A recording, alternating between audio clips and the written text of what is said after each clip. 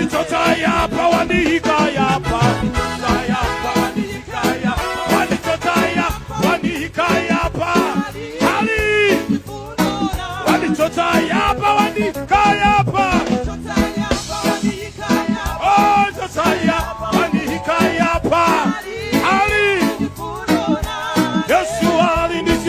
Zikomo kwambiri takulandirani kuno ku nyumba ya Malai Congress Party ku headquarters.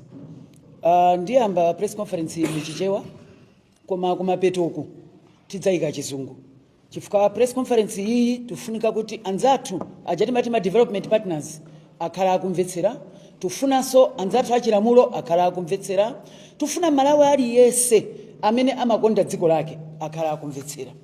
Nde kuyamba kwa nkhani chatibweretsa pano nthawi inoyo ndi chifukwa choti ife dzulo amalawi ambiri tinali okondwa kuti High Court inapereka order yoti Secretary General wathu ona Richard Chimwendo MP amene wakhala ali wotsekeledwa kwa mwezi wokwanira ngakhale kuyambira pa 12 mpaka na dzulo ndikudzauzidwa kuti ayikutumizidwa email yompanga rule koma tinaidikira mpaka na mosemaona masiku amapita.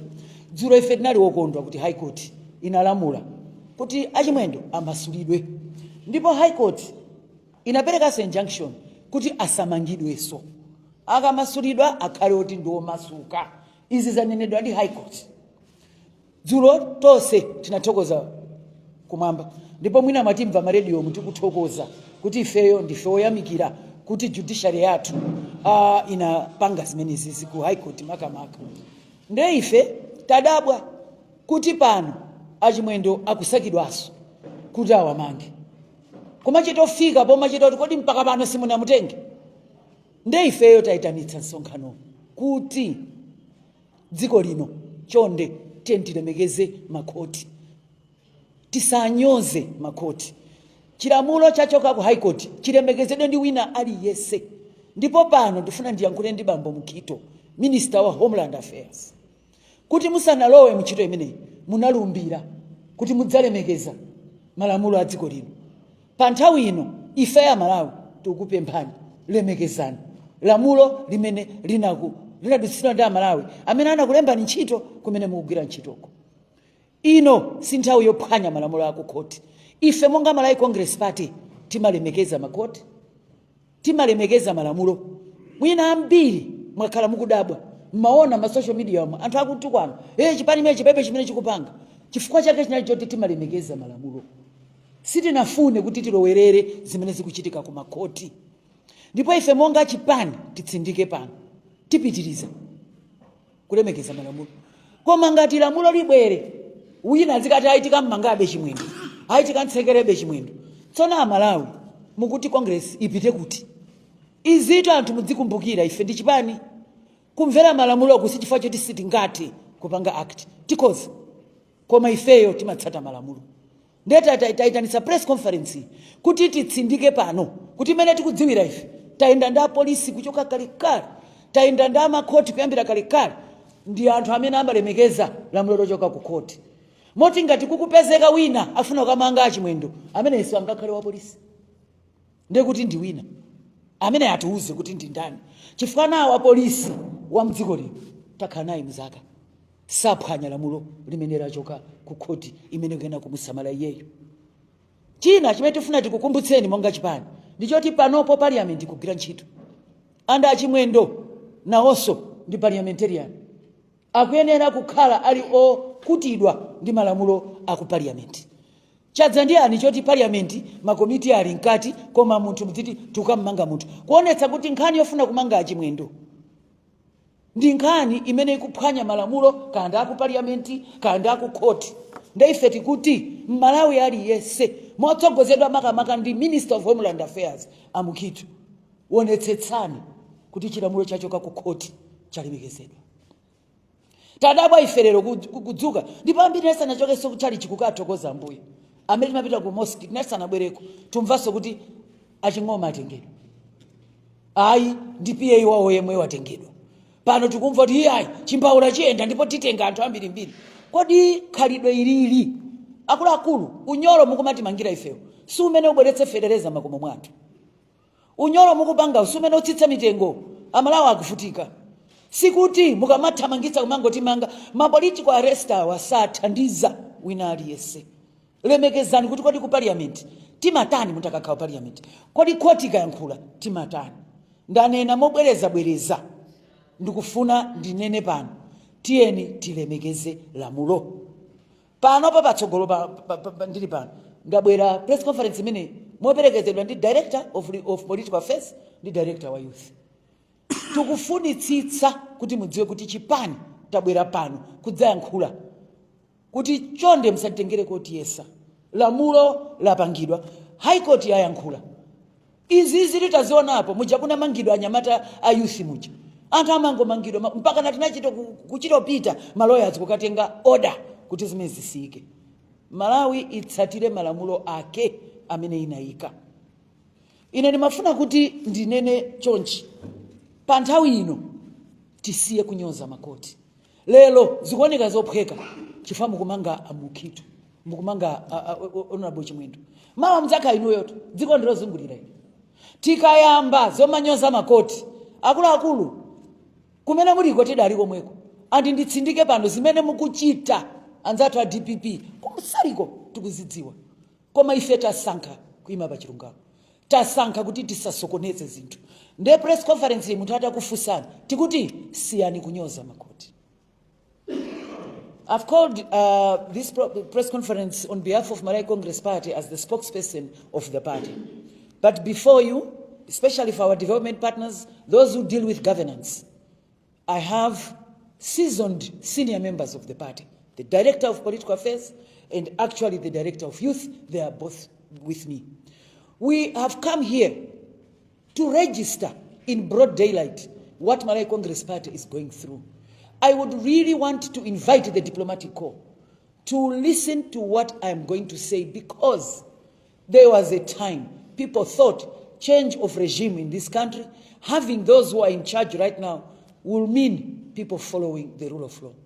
Just yesterday, we got a High Court order that ordered an immediate release of Honorable Chimwendo, who is the Secretary General of Malawi Congress Party.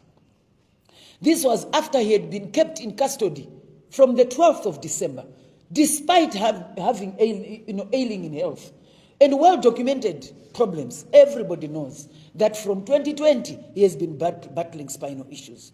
But this did not matter. Regardless of the fact that he had not been charged, he has been kept. On the 24th, we attended a court hearing where he was told that he would be informed of the bail hearing. But as of up to yesterday, we had not gotten any answer. But yesterday, we were very, very happy, relieved that the High Court ordered that he should be released. And I want to underline that the order also had an injunction saying that nobody must rearrest him. But we are surprised that as we are talking, there are blatant efforts to rearrest him. So we've come here to remind the regime that is in charge right now to respect not only the rule of law, but respect our courts. We know that this is alien to you, because you've never worked with the courts of this country. But now you are the ones running government. Let me respectfully ask that you respect the rule of law, respect our courts, respect the judiciary. Any kind of governance works with three arms working together, not working against each other, but respecting each other. We want to call on whoever is in charge here to respect the courts. We in Malawi Congress Party respect the courts. That's why from the 12th up to now, of December up to now, you saw different kinds of arrests going on. People were locked up and got out with the SG still remaining. We've had so many people who were arrested. But you did not see Malawi Congress Party reacting. We did not keep quiet because we do not know how to react. Let me remind everybody, this is the mother party. We are the party that gave birth to anybody who is doing politics today. So if we wanted to wreak mayhem, we could have done it. But we've chosen peace. We've chosen to make sure we respect the rule of law. We have chosen to trust the process. Now, if we have chosen to trust the process, please don't abuse this. We are asking respect the courts. The courts have ordered that Richard Chimwendo should be left to go out of prison and he should not be rearrested. I would like to believe that you know that this world is round. Failure to respect laws today, tomorrow it will be you who will be expecting those very laws to be respected. I want to make a special appeal to the Minister of Homeland, Mr. Mukitu, that he should be the first to remember the oath that he took. He should be the first to uphold the oath that he took.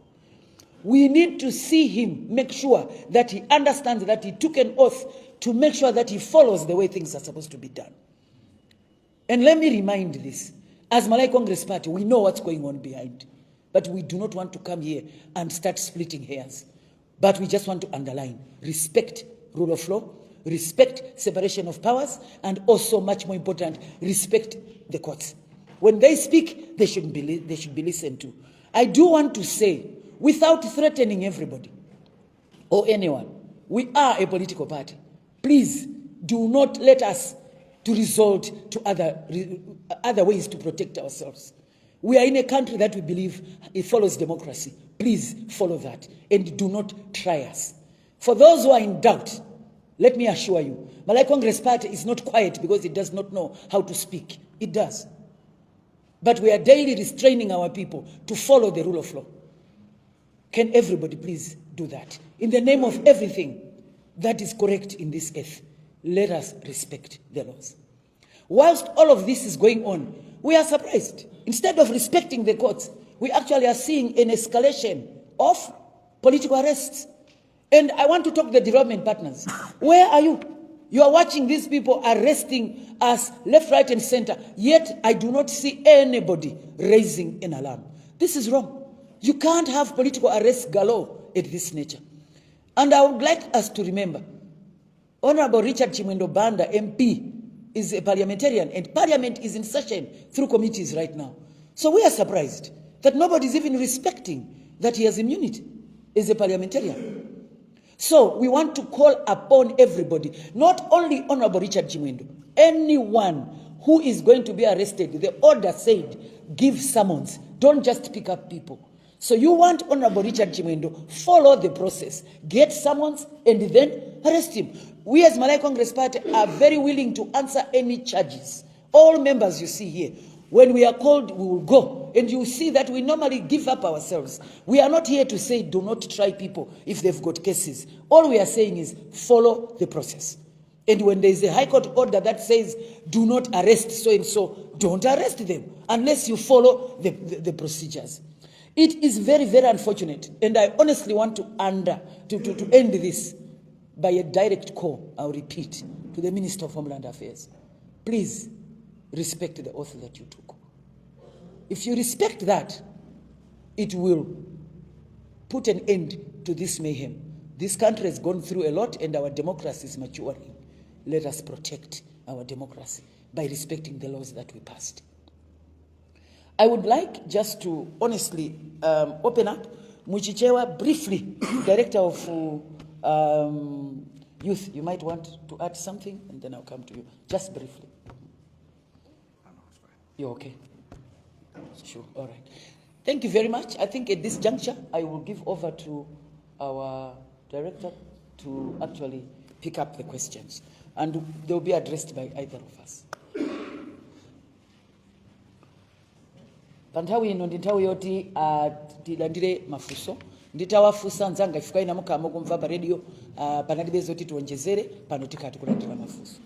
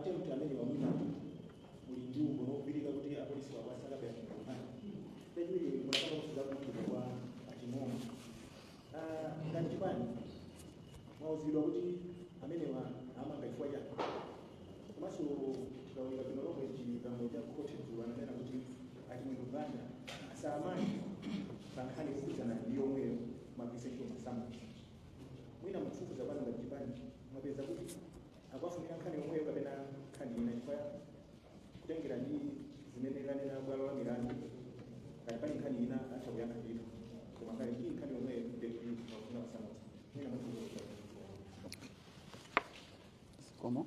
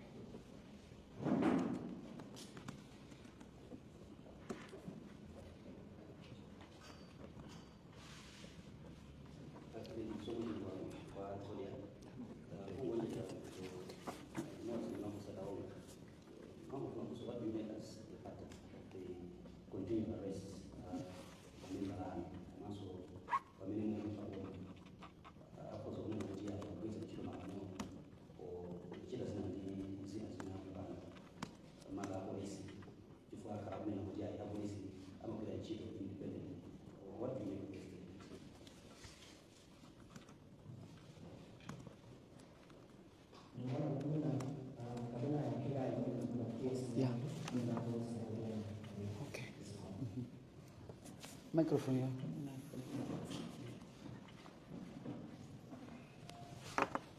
Ziko mkwambiri pa mafuso anu. Fuso layamba mafusa kuti kodi tikudziwa bwanji. Chimene tingakuzeni nchoti achimwendo ndi secretary general wathu ife monga chipani tili ndi njira zathu. Koma pobwera panopo tufuna tikutsimikizireni kuti tabwera pano ifa choti tili ndi umboni wogwirika. So wina asakayikire. Ndipo titati tikhale pasi titakukupatsani even big names zimene zikuchitonena kuti kodi bwanji msakufuna mmanga. But ife monga chipani tikutsimikizireni pano. Malai Congress Party yaitanitsa nsonkhano. Pali evidence imene pachizungu amati unrefutable yosatsutsika. Ndiye ife zimezo tikudziwa. Chachiwiri mwanena kuti kodi ndi mlandu omwewo kapena ayi. Mukumbukire kuti Honorable Chimwendo SG wathu wavutika pose pasana uzidwe nkomwe kuti kodi cheni akumusakira ndi chani. So already zosatiuzazo tazizolowera. Koma ifeyo tanena we trust the process tikupita through our legal system ndi system ya boma tione kuti kodi cheni ndi chani. Chimodzimodzi nda chingoma. Ine ndikuyankhulani pamene datengedwa zinatenga nthawi kuti atiuze kuti ndi chani. Kobana adzatitenga. Tinakamvera komweko. So khalidwe longo kutengali osatsata malamulo. Ngakhale mtawerenga chigamulo chichi chikuoneka kuti process inatsatidwa poyambayo inali yotani yolakwika. So as of now sitingathe kukuuzani kuti ndi zina ndi chani. Chimene tikudziwa ife anauzidwa kuti chani andi mpaka pano sitinaone summons ya china chilichonse. So kwa ifeyo kaya ndi summons ya zina kaya ndi summons ya pano nkhani njakuti achimwendo sitinalandire summon yoti pano atakutani kumangidwa. Ndio iko natikudzafusa pano kuti bukwasakaso pazifukwa zanji chifukwa munaenda kubweretsa chani summon, then we can talk. So nkhani ili pano is it a different whatever. Nkhani njakuti kukusakidwa munthu masummons asanatani asanafike. Ife akabwera tilibe problem. Ndi pang'ono pomwe tidzachita comply. Nkhani ina yafusidwa makamba za bwana Chingoma iyo sitingakambe zambiri chimene tingakuuzeni nchakuti atengedwa. Ezofu kuti ndi machaji anji ndi chani process yathu idakatsatidwa tikakhala ndi umboni tidzabwera tidzakamba. Chimene tikungokamba choti atengedwa. Madzafusaso kuti kodi nchifukwa chani zikukuonekeranizi. Ife it's simple. Ndi chifukwa choti anthu awa dzikuakanika kulephera kusangalatsa Malawi. Anapanga promise kuti achotsa fees akachotsapo 10,000. Anthu akulipira fees. Anapanga promise apereka federeza dzikuakanika. Pana kuzoti civil service ili mbanzi sana onepo salary kudulidwa aonera wao ndiye chifukwa choti akufuna mkwiyo umenewo autetse akumabwera omadzi atimanga ife koma tikuze nichi chilungamo sichidumpha kwawayo ngakhale mutachita kuti manga tonse a Congress chilungamo choti dzakulakani chilipo chilungamo choti mukulephera ndi chimene chichi iyi ndi diversion pa chizungama tikuona kuti dzakukanika umayambitsa moto kuti anthu adzikathamangira kutiko kumene kuja chifukwa choti iwe ukudzoti zalephereka 4 months anthu ayamba kale kulira bola Congress sankadza kuti sugar ngafike pa 5000 ndi amene mupita mukaone ngakhale sopo ankachapira sankadza kuti zingakale chonchi ife tilati fetereza 90000 anzatu anthu akugula mpaka na 180 ndiye chifukwa choti akuopa moto wa Malawi aganiza kuti azimitsa kuti manga ife koma unyolo wathu sukupulumutsani ife ndiokonzeka mukauza DPP kuti ngakata chito timanganda ana athu omwe tibwerera boma 2030 ndipo tibwezeretsedwa ndi Malawi chifukwa choti ifeyo timatha zinthu izizi tinayika misewa kuiona cancer center kuiona ana ku university anauzira kuti muzija ulere zikukanika ndi izizi zikutichitikira ifa choti awa amatiopa awa kwesati akatere tikhala chete koma sizitheka ino ndi Malawi Congress Party ndife olimba ndipo timanji mpaka yeko ana 2030 simutimaliza tonse ndiye mukamafusa kuti nkhani ndi chani nkhani ndi manta ndi kulephera. And I'll repeat this in English. What's making us to be arrested? And you look, they're looking at key figures. They want to silence us, they want to finish us, but they've got something coming. This is Malawi Congress Party. We have been around. We gave birth to them. We will get back into power. And in fact, what they are doing is fueling our comeback. And we would like to thank them for catalyzing our comeback. It's things like this that will make us get back quicker than they thought would be there. So we are wearing this as a badge of honor. In fact, even as I'm talking here, if they want to come and arrest all three of us here, we are more than happy. Our supporters will actually say, yes, that means they're noticing the fire that they've put in us. That's the reason why. This is inferiority complex. This is just a signature that we failed to please Malawians. Who knew that under a month, under 4 months, people will be crying and wanting Malawi Congress Party back? I think, is the police independent? We want to affirm, all of us, we have full trust in the police. Malawi Congress Party will never, ever, you'll never find us fight the police. We have found them to be people who are law-abiding. That's why we are saying, if anybody goes to arrest Honorable Chimwendo, it is not because of the police, because the police of this country are law-abiding. We've been with them. I think you remember how we got into government. They were there. They did not block anything that the courts had moved. We want to say as a party, we have full confidence in our police. We have full confidence in the judiciary. And we are here to commit that we shall follow rules, because we know when you trust the process, you are successful. There are no shortcuts to success. We believe in politics that is peaceful, that builds the nation. And let me kindly remind people, other parties like DPP can afford the luxury of destroying this country. Remember, when you talk of Malawi Congress Party, it's the only party that starts with Malawi. We built this country. We are not going to destroy it. And 2030, we'll be starting from where we left.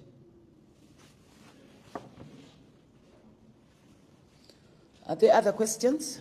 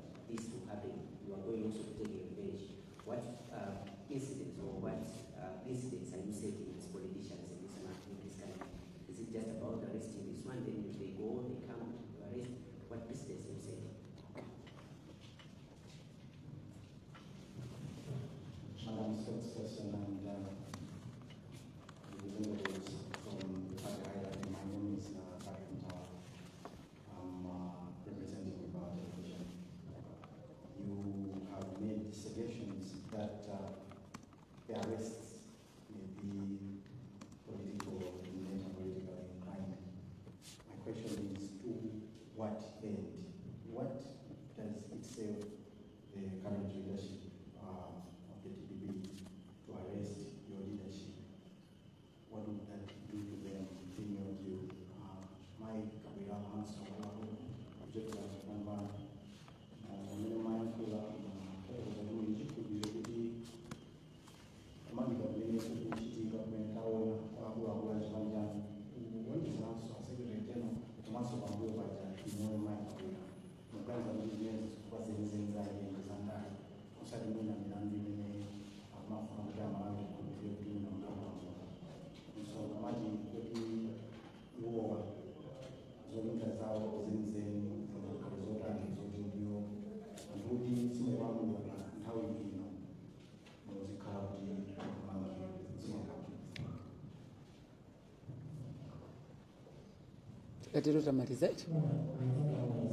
Yeah. Thank you. Kutiti kaliso ndimpata wama one on one eti. Fuso yamba muna nena kuti tinaona hapo anthu amene inu mukulamulira anthu adali ndi milandu. Tisopsatira ngani. Lero mtakayangana cabinet yonse ndi anthu ota organiziridwa milandu. Anzathu akulamulirawa atengera mwayi oti talowa mboma kuti tisafusidwe ngani. Tipite kuti tikabisalire kumeneko. Front line yawo yose first 11 ndi maula 11 palibenso ukambirana. Izozo it's a fact. Nde inu mukuti kodi inuyo simudzabwezera aya akulu. Mudzingoona mayina ndi fantosiyana. Awawawa ndi ana bandali. Aorganiza kuti kulamula ndi kufinya munthu. Koma zikuchitika apa mutipangira campaign ya ulere. Ife sitipanga zimenezo tikalowa timaika msewu. Mene maonera. Timakonza alima adzipeza chakudya. Timakonza zafetereza kuti anthu alime adzikala moyo wabwino. Amalawi akamaika anthu mboma amafuna mavuto awo ate. Sakusaka anthu amene akuyenda ndi mahandicrafts manga chilichonse akangomva tswa mangana amene uyu mangano ayi ife sitingapange zimenezo. Malawi Congress Party ikubwera kudzatukula dziko. Ikubwera kudzaonetsa munthu wakumudzi ali ndi chakudya. Sukulu akupita akutakulipirira ana ake. Kuchipatala ukhale mankhwala. Muchamunaonera kuti naika ma schools of excellence, kunali ma health center, ubale wathu ndi anthu mayenda patsogolo. Tikabwerera 2030 tikukapanga zimene zija. Akana mtani mupite pano zonse zimene nasiya. Sabwerera mbuyo palibe chikuyenda. So tikabwerera ife tikubwerera kuti tikonze dziko. Nkukayikiraso sewu iwawo akuti mangawo. Kumeko kakhala misewu. Ndipo kakhala maskulu. Siti kubwerera mboma ukabweza anthu achepa kwambiri. Asamazipange overrate. Ife tikabwera ukathandiza Malawi. Osati kuthana ndi anthu oti dzinango agwera nawo sachito dzidzimukota kuti ndi amatani. Chibwana chachitika apa chife sitingapange zimenezo. Amalawi akuvutika. Amalawi sativotera kuti tizikapanga timalito fights tatu tandale ya. Zimenezo ife ayi. Ndemukati kodi DPP injo yapo chani apa. Fusana iwo. Ife situzidziwa. Ife tutangokhala pano. Amene wanda amene anga yankhe kuti kodi mukuona ngati zikupindulirani chani.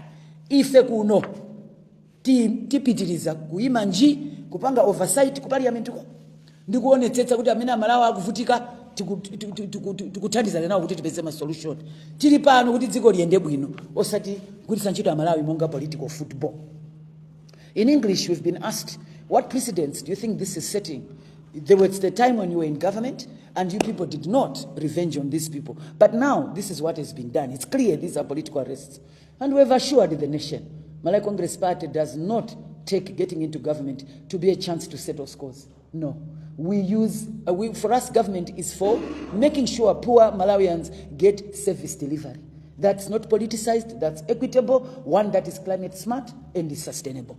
For us, Malawi 2063, delivery to everybody is what drives us to be in government. And the good thing is, this is a sure case that 2030, sanity will prevail.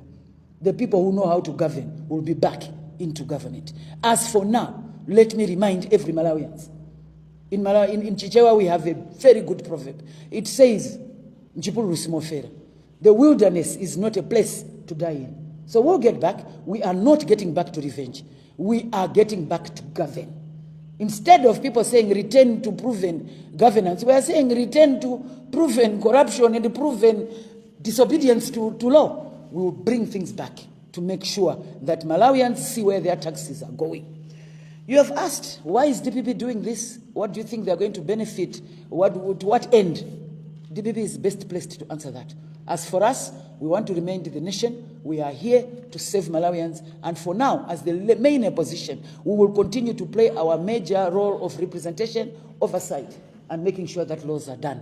And wherever we are, people must know we are only remaining with 4 years and a few days. We will be back in government. In fact, 3 years and a few days. I would actually want to remind everybody, wherever you are at home, write a placard and you remove every day as it goes. You know, so many days before to the time that Malawi Congress Party gets back into government. You can even have a billboard, and I for one will kindly sponsor that, so that none of us forget. We are just about to get there. So I think I want to thank everybody for coming to this press conference, and let me wrap it up by reminding the Minister of Homeland Affairs, respect the oath that you took. Thank you very much.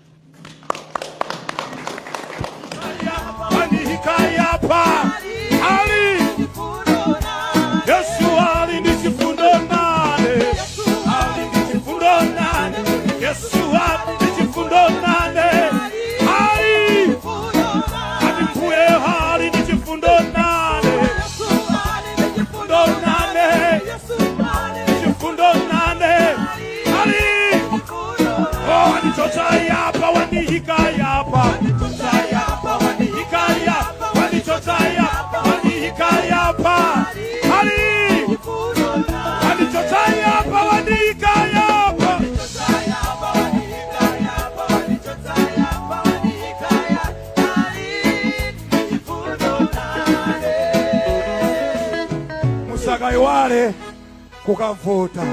Ambuye akudalitse. Sikonge.